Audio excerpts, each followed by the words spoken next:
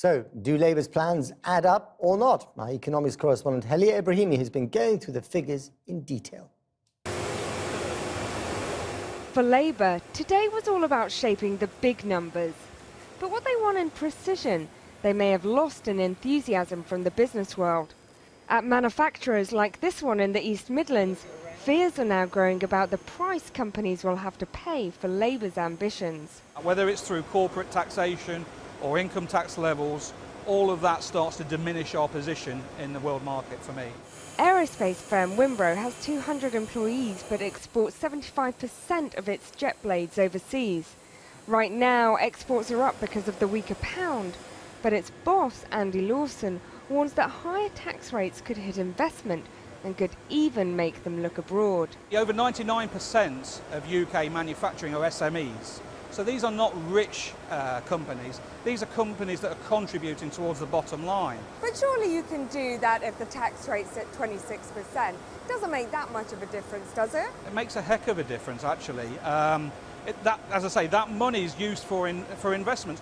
If we went with the Labour strategy and took that back up to 26, 27% over the next couple of years, that is millions of pounds for our company and hundreds of millions, if not billions, of pounds that isn't going into making UK manufacturing more competitive. The dramatic shifts in economic policy outlined today are going to need to be paid for. Those caught in the crosshairs could be the very companies that Labour champions. After all, austerity's out the window and deficit reduction has been binned. So with an extra £49 billion of spending, Labour's attempt to prove its fiscal credibility is tied to how it links extra spending to extra tax income. More than 2/3 of Corbyn's cash will come from levies against Britain's businesses. 19 billion will be raised by hiking the corporate tax rate. 1.3 billion will come from a new fat cat levy for firms that pay people more than £330,000. And another £11 billion will be raised from a combination of 3 different corporate taxes.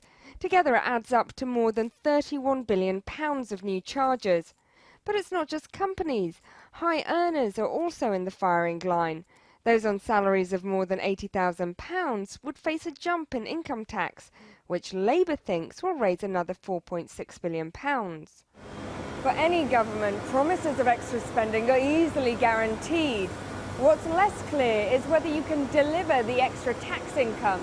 After all, if the cost of working or doing business goes up, there is a risk that people change their behaviour in order to avoid those extra taxes. They are. So they've set out policies that are due to raise about 50 billion. I think that is on the optimistic side. There's a good chance that actually they'll raise quite substantially less than that.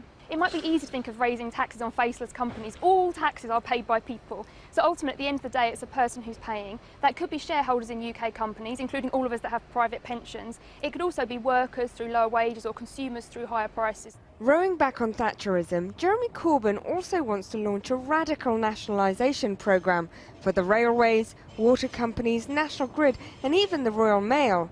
One estimate suggests this could cost up to £100 billion. This money is hidden outside current spending, so instead of tax rises, it'll come from more borrowing. If you try and borrow unlimited amounts, you end up getting to the point where nobody's willing to lend to you, at least at rates that you can afford.